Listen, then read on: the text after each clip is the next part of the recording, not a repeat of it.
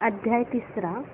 श्री गणेशाय नमः. धन्य धन्य ते या जगती स्वामी चरणी ज्यांची भक्ती, त्यांची नाही पुनरावृत्ती, पद पावती कैवल्य. निर्विकार स्वामी मूर्ती, लोका चमत्कार दाविती, काही वर्षे करुणी वस्ती, मंगळवेळी सोडिले.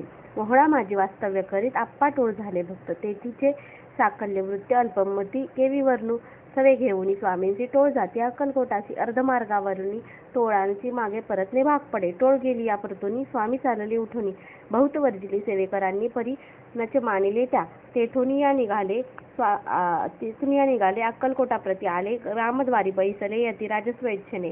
तेथे एक अविंद होता, तो करीत यांची थट्टा, परी काही चमत्कार पाहता महासिद्ध समजला.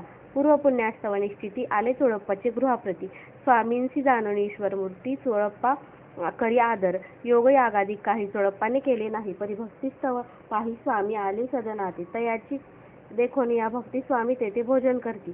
तेव्हा चोळप्पाची चित्ती आनंद झाला भंसार, तैपासुनी तयांचे घरी राहिले स्वामी अवतारी. दिवसेंदिवस चाकरी चोळप्पा करी अधिकाधिक. तेव्हा राज्यपदाधिकारी मालोजी राजे गादीवरी, दक्ष असुनी कारभारी, परमज्ञानी असतीजे. चोळप्पाचे गृहाप्रती आले कोणी एक यती, लोका चमत्कार दाविती, गावात मात पसरली. लोका माझी पसरली मात, अनुरूपासी कळला वृत्तांत, की आपुली या नगरात यती विख्यात पातले. वार्ता ऐसी ऐकोनी, राव बोलला काय वाणी, गावात यती येऊनी फार दिवस जाहले, परी आम्हा श्रुत पाही आजवरी जाहले नाही.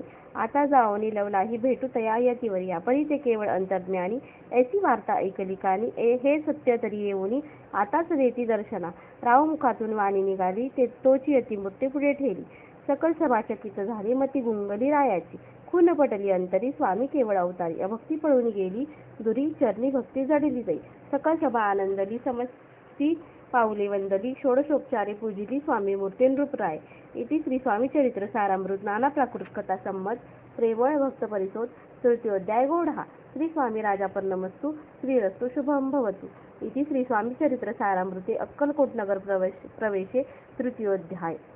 श्री स्वामी समर्थ.